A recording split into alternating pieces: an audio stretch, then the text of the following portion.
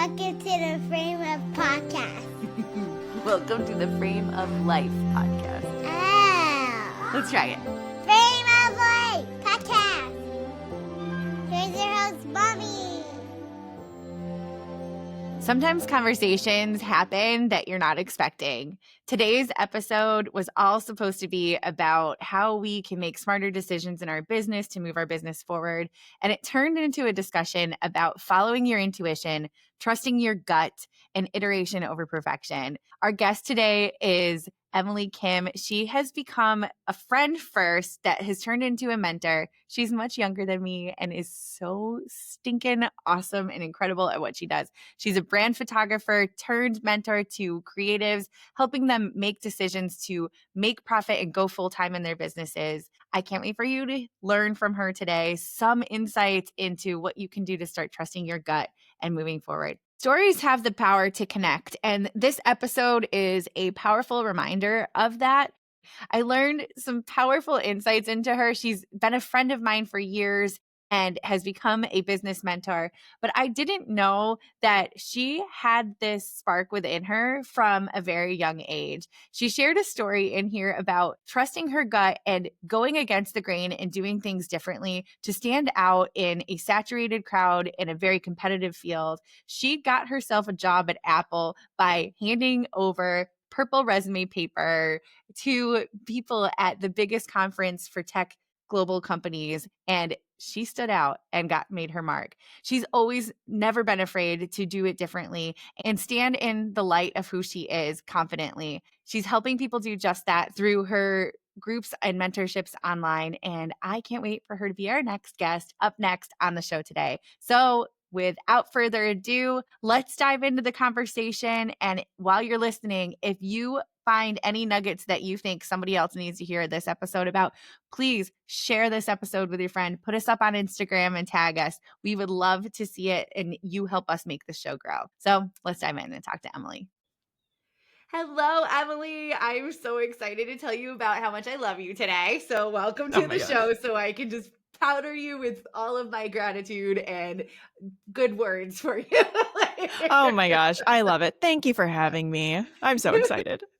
You are like my favorite coach that I have ever met. Like, we started as friends and you just became this mentor to me that I don't know if I've ever gotten to tell you about. Like, you just light me up, and I always think, what would Emily do? And I know that you've just pushed me so far beyond some of my comfort zones in a good way. Like, I need to move the way I'm doing things, and you've been so good at helping encourage me to see all that I've done and share it with the world and go back and just do it. So thank you. Oh my gosh, that is so nice. Thank you for saying that.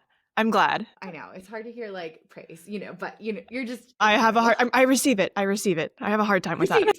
I know, it's so awful. You don't hear it enough when you're like in this world sometimes, like how much you affect people's lives. And it's very important for me to tell you that I'm just very grateful. So I'm sure my clients will thank you too, because now they are seeing me more. I'm showing up. I'm telling them what I do. I'm giving them ways to work with me that never would have happened because I was too busy hiding until you. Oh my gosh. Yeah. That's a big thing, especially with creatives, because we always want to hide behind our work and be like, here's my work.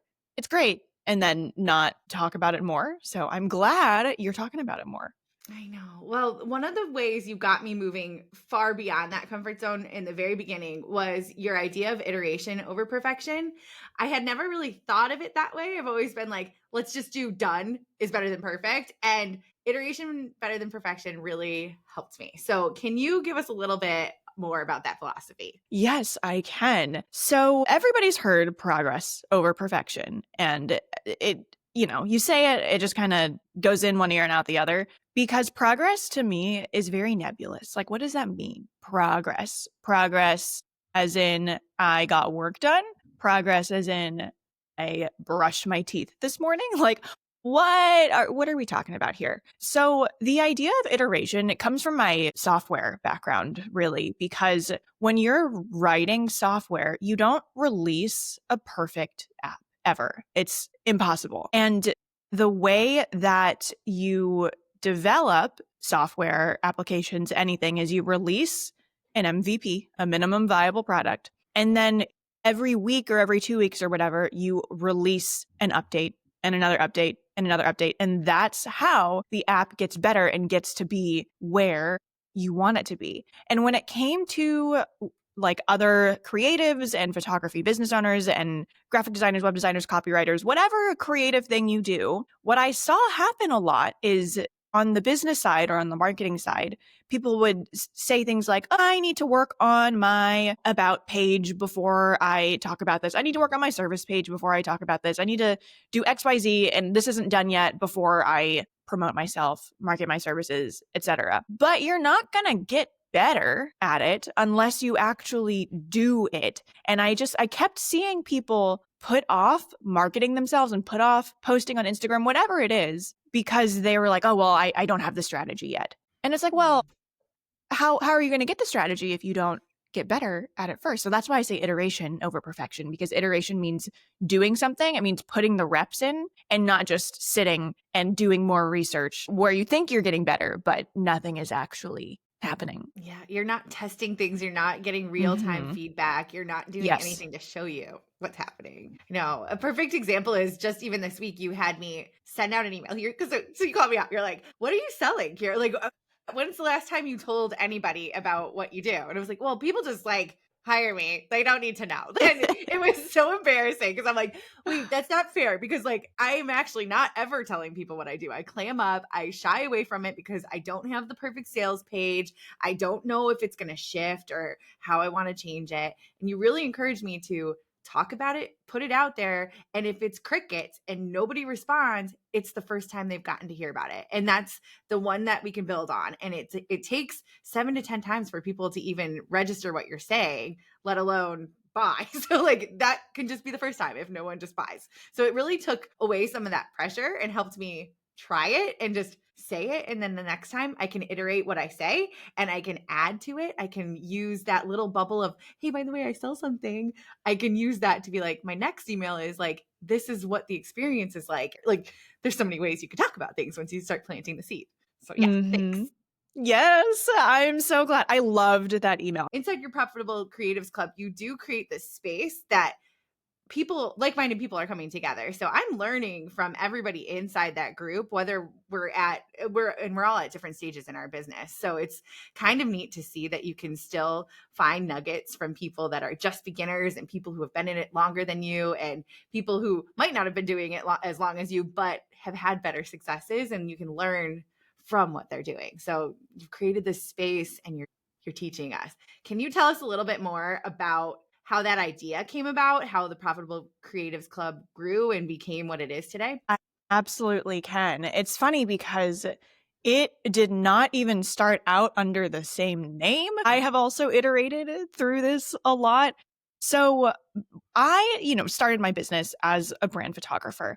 And really how this came to be was I was in this local group of other photographers. And when I first joined, I was a very baby green business owner. I didn't know anything. I was following everybody around. I was trying to do all the things. And within a couple of years, this group saw me go from, here's Emily, she doesn't know what she's doing, she can like barely take a picture, to Emily quit her job as a software engineer and now she's a full-time photographer. This happened a lot faster than anybody really expected. So through that group, I started just naturally having a lot of them ask me questions about how I did this and what am I doing to market myself and how did you just start doing this?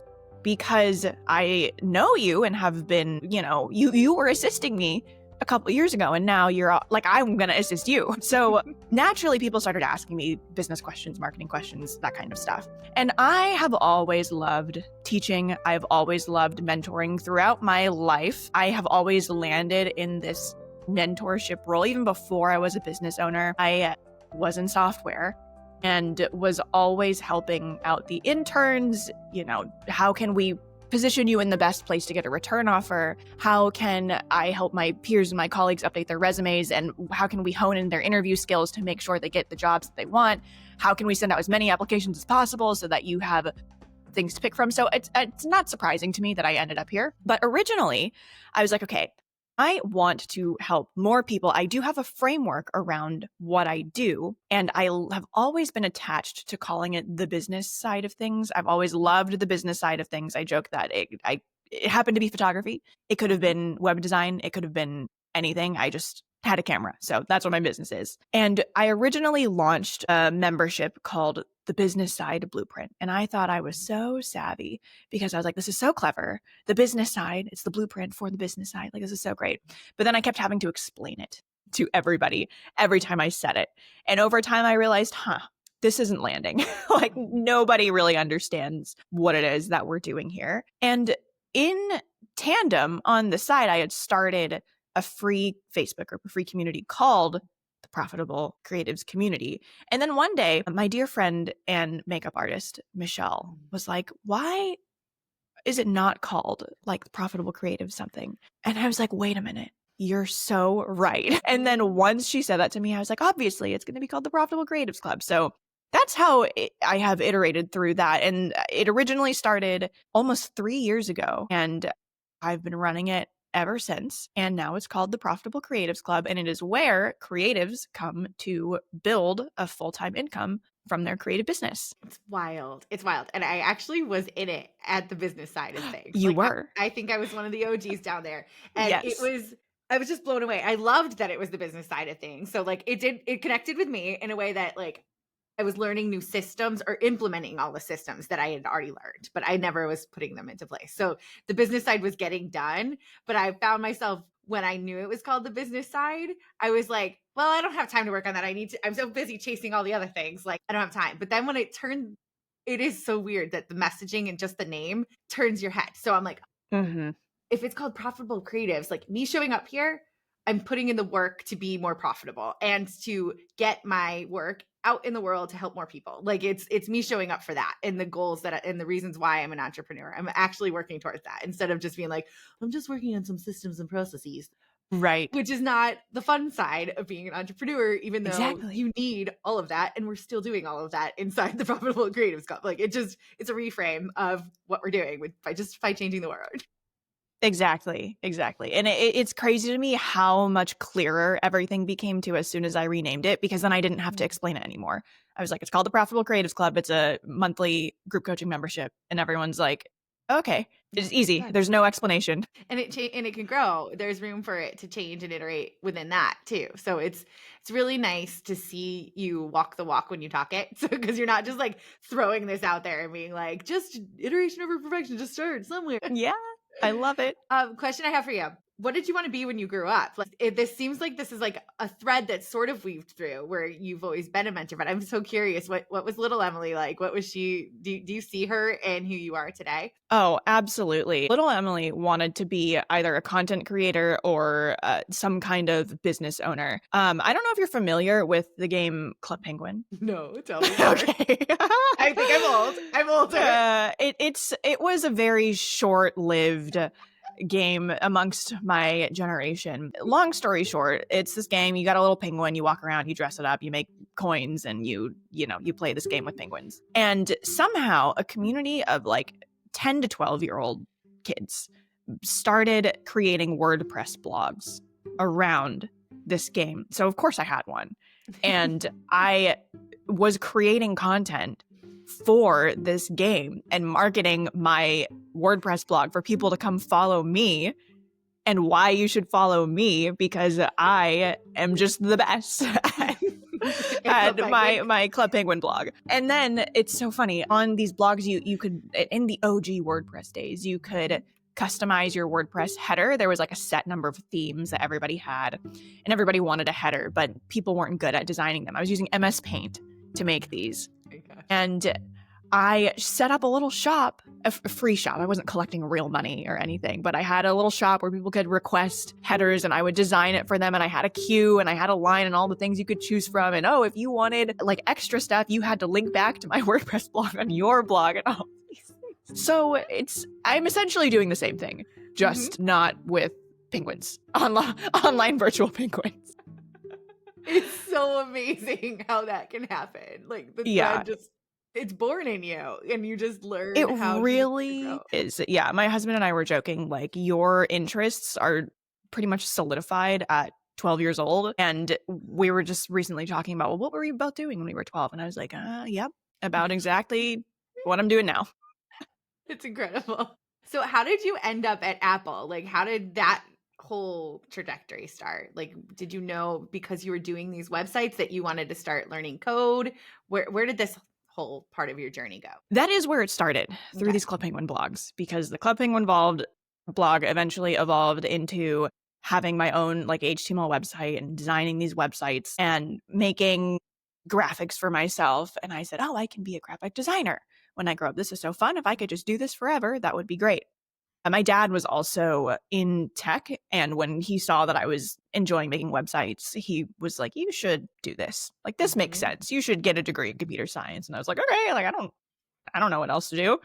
So it was a pretty natural decision. Like, I never really debated doing anything else. But then I think this is where I verged a little bit from what I like to do, and then trying to meet society's expectations, because once I got to college and was on this path of getting a computer science degree, I was like, oh, well, clearly I'm going to climb the ladder and I'm going to be a tech CTO because I want to make a lot of money. And this seems like the easiest path to get there. So then I really dialed in to how can I get to tech CTO as quickly as possible? What is the answer to that?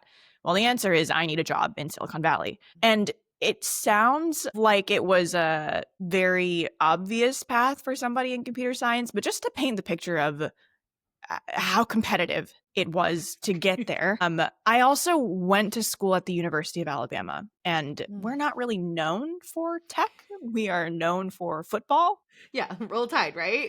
Yeah, exactly. Yes, Roll Tide. So it was, once I got there, like in high school, I thought, oh, I'm just going to get a job at FANG, Facebook, Apple, Netflix, Google.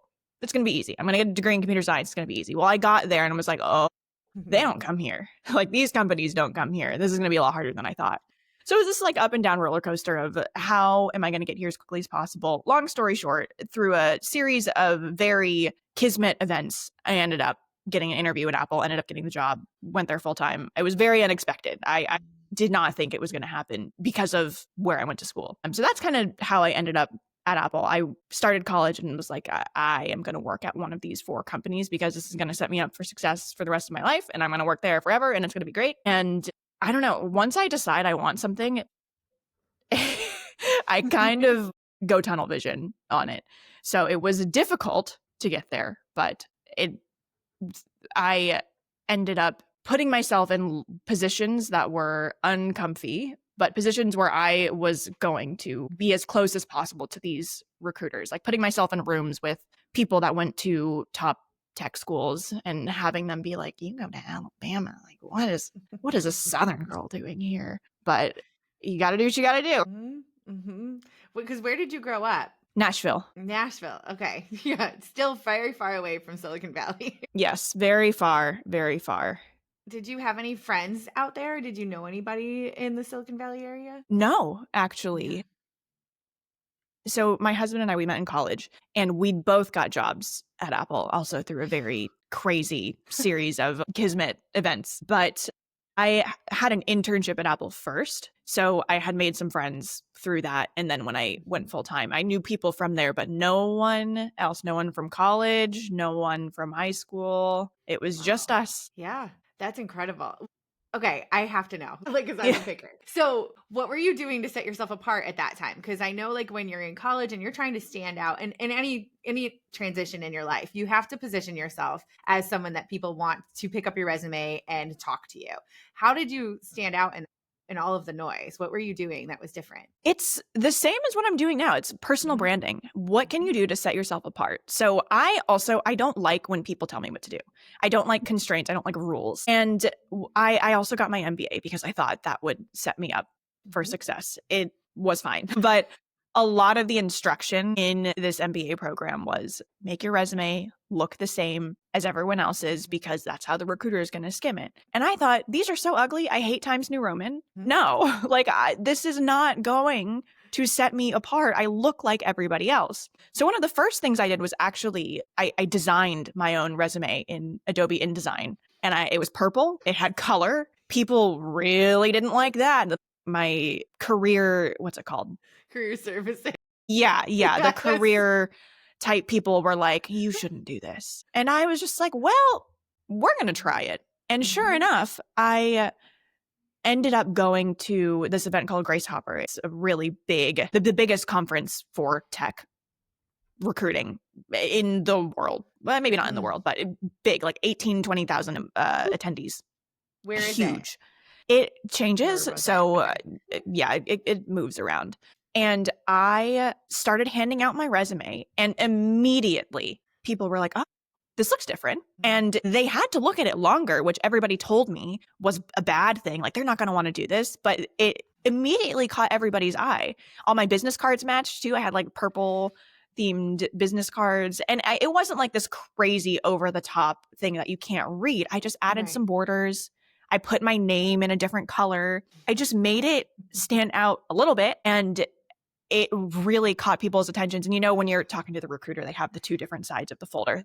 Oh, yeah. These people are going to get an interview. These people are not. And I just kept seeing them put my resume on the interview side. And I would schedule interviews while I was at this event. And then also other people other attendees that were running into me, they would see my resume and be like, how did you do that? Like, where'd you get this template? And I'm like, oh, I made it. So it really, you got to stand out. Like, you can't listen to these people who, first of all, haven't done it. It's funny because the people who are at these career things and the people telling me not to stand out with my resume, have they gotten jobs in tech? No.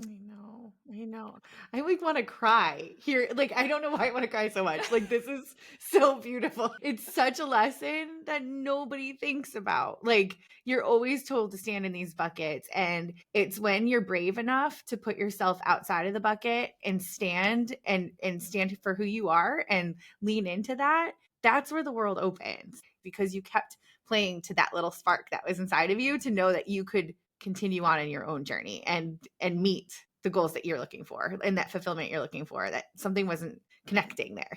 So it's just, I think that a lot of people don't listen to that. And I want people listening today to hear that message and to put that in their pocket and to remember to like really think about at their core who they are, what lights them up, and to lean into what makes them so unique and beautiful, because that is what's going to set them apart in the world. And don't let people dim it, because people who dim it are the ones who've never tried it and who are too scared because they could never do what you're doing. Yeah, 100%. And that's also something I've been working on a lot recently, is trusting my intuition more. And it's just that gut feeling. I feel like when people first started throwing the word intuition at me, I was like, what does that even mean? But you know, when you have an immediate gut reaction to something where you're like, oh, I want to do that, or oh, I don't, that like, that's not for me. You have to trust that, because every time I've gone against it, I have been taken on a wild goose chase. And then eventually, many months or years later, come back to like, wow, I should have just trusted myself to begin with. So the email you made me send out.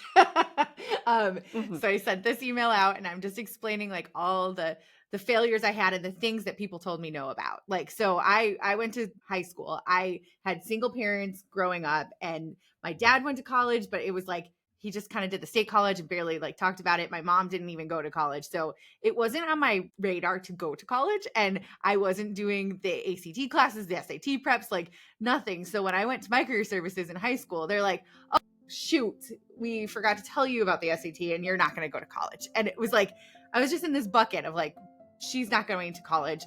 And even though I wanted to be a lawyer and I wanted to change the world, I was like, well, I have to go to college if I'm going to be a lawyer. And so I had to like really think about what I needed to do stepwise. And I signed myself up for SAT classes and did terrible on them because I had only did it for 6 months before the SAT, but then knew my goal was always go. But deep down inside, I always wanted to be a photographer too. And I was like, how do I be a photographer and a lawyer? Because I want to do both. And my mom, that was the best part of her, is she was like, you got to follow your dreams, Kiera, and that could be the way that you're different. She's like, go to photography school, go try to get into photography school and be a lawyer. Like, you can weave that story together. Like, just like you with your resume. I can't believe this is real and that this is coming up. But I grew up in Rochester, New York, and it had the top photography school in the world because Eastman Kodak was founded there. And it was like, at the time, it was like the very best photography school. They took nobody. And they never took people from Rochester. It was very low amount of people who actually grew up there that got in. And I applied for this like very small accelerated program that would get you a year's worth of photography in not like over the summer, and then you'd catch up and you'd be able to graduate much faster. And I was like, I showed up with my portfolio. They had this portfolio review. It was me taking black and white pictures from high school that I like printed out, and I stuck them on a black paper instead of white mats, and I put rhinestones in the corners, like glued it on. And I like had this janky portfolio. Like, it was one from my grandma from 1960. Like, it was like a zipper that was so big and didn't fit these 8x10s that I was ringing. And I remember sitting in the hallway and seeing all these like really rich kids like walk in with their fancy portfolios and their beautiful matted portraits. And I was like, there's no chance. I should just walk out of this room. And I sat down and I like put my rhinestone pictures down of like a truck and my sister in a cornfield. And they're like, you're in. And they like took me, gave me like, I think I got a huge scholarship. I was one of 9 kids who got in. And I was like the first door that opened, you know, and like, I couldn't believe it. And I mean, photography school ended up not being for me. It was like, they thought my pictures were too pretty and I wasn't getting naked and too arty. I was like taking beautiful, happy pictures. I was like, I want rainbows and sunshine and like happy thing. Like, I want to document people's lives and like, I don't want to do this. And I knew then, like, and pivoted, you know. It's like, it's so funny how you have that thread that I didn't even remember the story until you brought this up. Like, it's just like so ingrained in you, and sometimes you really need to listen to that. And just going back to that email like that I sent out, my grandma replied and was like, I have a lot of grandmas, but one of my grandmas replied and she's like, I still don't understand why you didn't stay in law school and like just stay on the lawyer track. And I was like, okay, well, you're not gonna. It's like became a lawyer was not exactly for me either. You know, like it was like, you're not helping the people in the way you want. So you need to pivot when the pivoting is called for. And it's really scary to do it sometimes, especially when society's like, lawyers make a lot of money. You're really smart. You look really cool. When I tell my family, everybody else about you, that my granddaughter's a lawyer, my daughter works at Apple. Like, it's really hard for them to understand that they want to now be photographers and carry around a camera and make up a business. You know, like they can't understand it. Oh my gosh. Now I'm going to cry. Do you have those rhinestones? Like, do you have the rhinestone portfolio somewhere? I found them like a couple weeks ago. I'm going to pull them out tonight. I'm going to pull them out. You have to send me a picture. I have to see this. Absolutely. If they still exist in the zipper that I can barely get out of that big ass portfolio. It's so funny. The rhinestones. I remember that feeling of just like, it had to be what you were feeling too. Like, where everyone's like, don't hand out this purple resume. There's no chance. Exactly. No one's going to take you seriously. Yeah. So good, girl. Okay. Where the heck do we go from here? This is like, I'm just crying. Okay. So actually, I have this question because I'm so curious. What would you say is your superpower? Like, I feel like I know your superpower, but I'm curious what you think your superpower is. I feel like I have a hard time narrowing in on this, but something that I really love to do is help people. Oh, this sounds so cliche, but see their own potential. Because when people tell me their big business dreams and then follow it up with, oh, but I can never do this. Like, oh, but like, I don't think this is ever going to happen. I'm just like, you thought about it. It exists somewhere in your brain out in the wild. So if you thought about it, like, there are no rules. You can do whatever you want. We take pictures of people and they pay us. Like, what? That's crazy. You can do whatever you want. You just have to get out of your own way. That's like the biggest blocker for everyone doing anything. You have to get out of your own way. I don't know. I don't think I answered your question. No, you did. You are. You're like a mirror. You're like a reflector. And like, what you're able to do is reflect back what people are saying and give them a confidence that they can do it. And because of all your experience, you have these skills that are you have to pay like 50 different people to help you with. And then they never want to tell you it. And you're not afraid to be like, hey, here, pull up your inside of your website and just change this one thing of code. And there you go, done. You didn't have to call your web designer. You just got it done. It was one little tweak. That's all you needed. And now you've just moved forward. Now, what is your other problem? Let's go. So like you remove roadblocks. So maybe you're like a construction worker for business. I don't know, Yeah. like Oh my gosh. Yeah. I will say that does it, having a weird breadth of skill sets has really helped me when it comes to being a business owner. I think something that I've always been self-conscious about is people are always like, you have to be a specialist in something. And if you are doing all of the different things, then you're not going to get anywhere. But when you're a business owner, you really do have to know a little bit about a lot of different things. And you don't have to be an expert in everything. But like you just said, I could go off on a tangent on this. I really don't like when someone says, oh, if you want to update your website, like you have to come to me for every single little update. Like I really don't like that. You should be able to update your own website. You should be able to handle and feel empowered to take care of little pieces of technology. Do you have to write code? No.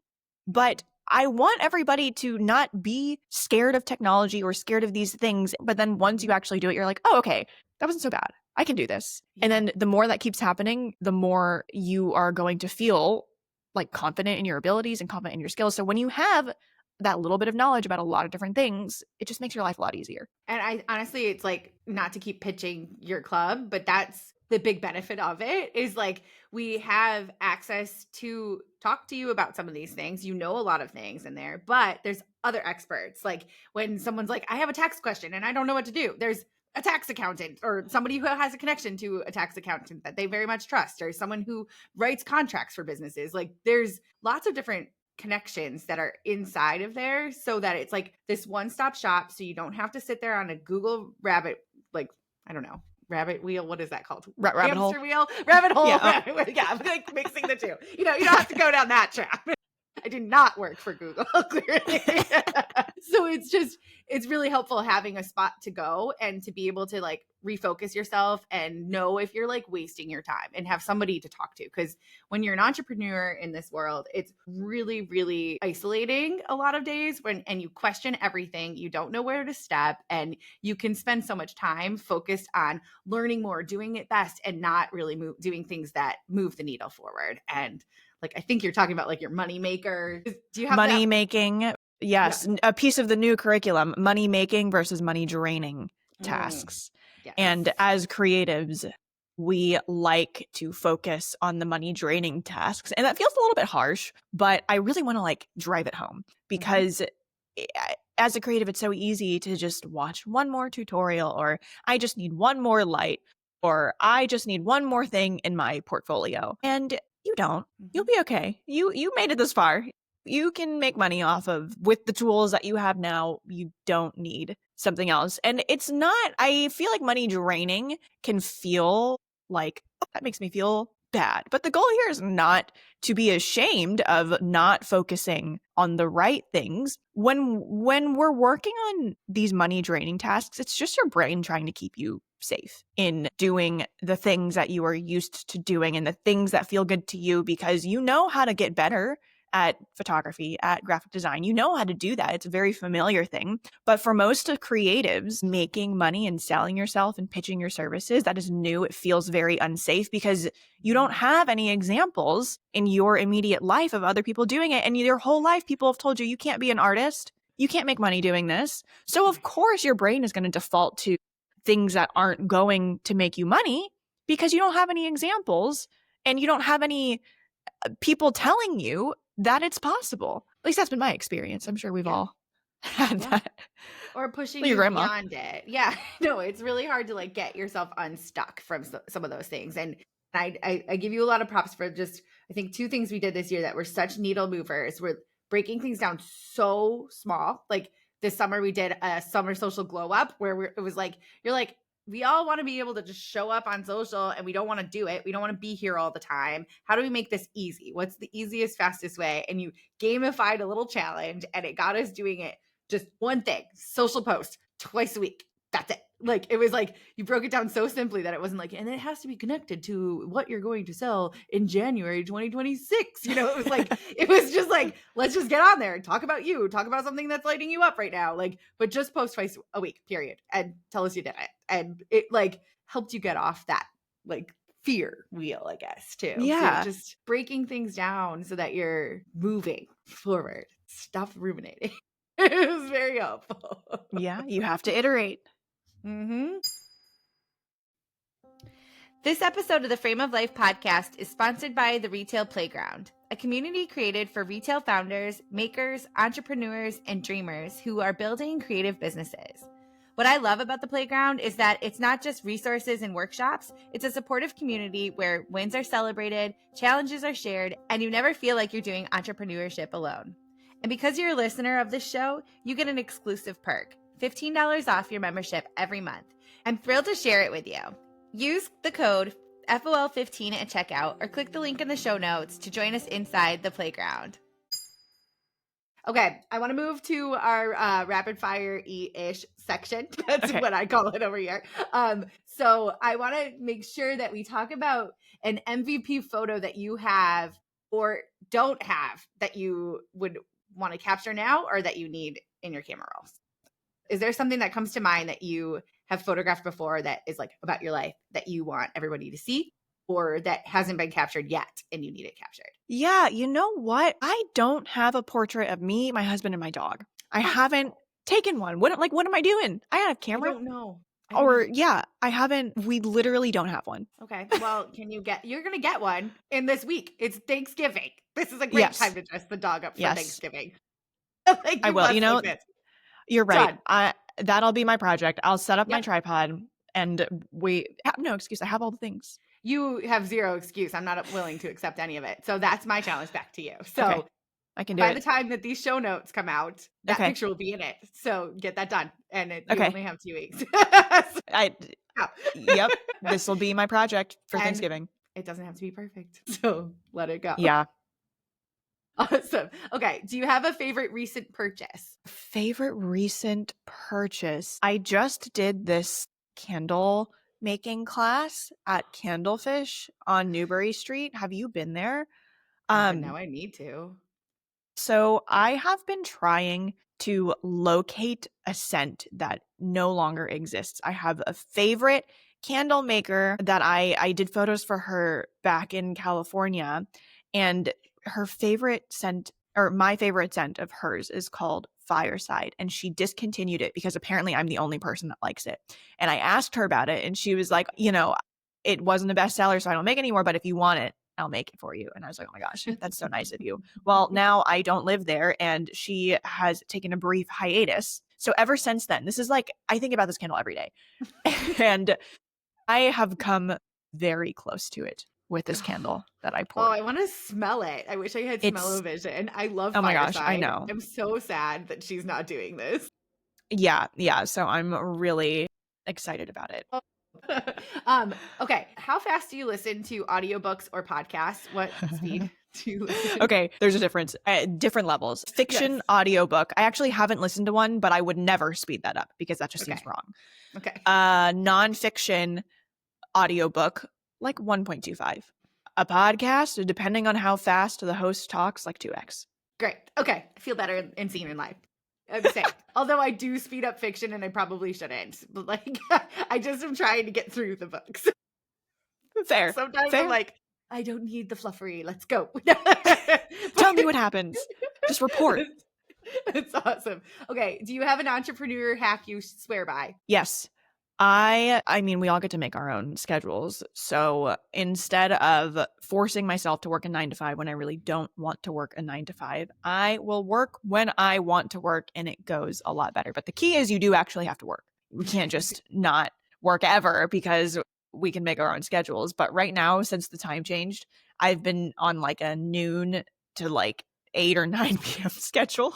Yeah. Because Yeah. I don't want to work. Sometimes it's later. Sometimes it's like I don't start till 2 or 3 because when it's sunny out, I don't want to be working inside. We only have a few precious hours of daylight. I'm gonna be outside. I'm gonna be walking my dog, and then I work at night when it's cold and sad. And then it's fine Brilliant. to That's work. a good way to like, that's like a life hack. If you can, to like get away from seasonal depression work Yeah. without it being too late, because I can't work also late because my brain is like fully fried by then. Right. I dig it. Lean into that season while you can, my friend. Yeah, that's the plan. Okay. What is one thing that you're working on reframing in entrepreneurship and right now in your life? For me in particular, in what I'm doing now, which is more coaching, mentorship, education, I do not need to be an expert in everything to help people. I have had a really interesting time making this adjustment because now I spend most of my time coaching versus doing photography. And I feel it's forced me to do a lot of personal development in this space because I've always felt like, oh, well, so many more people have so much more experience than I do. Who am I to have the Profitable Creatives Club when there's so many more options out there? So I've been really working on reframing that and knowing, really grounding myself in, okay, what am I actually doing here? How am I helping people? And I have to do that every day. Otherwise I crash out. Yeah. Yeah.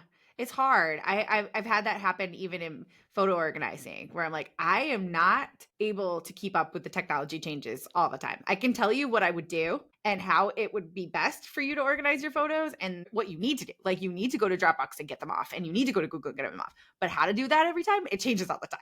It's a no. You got to keep me on my train too. No. I can do.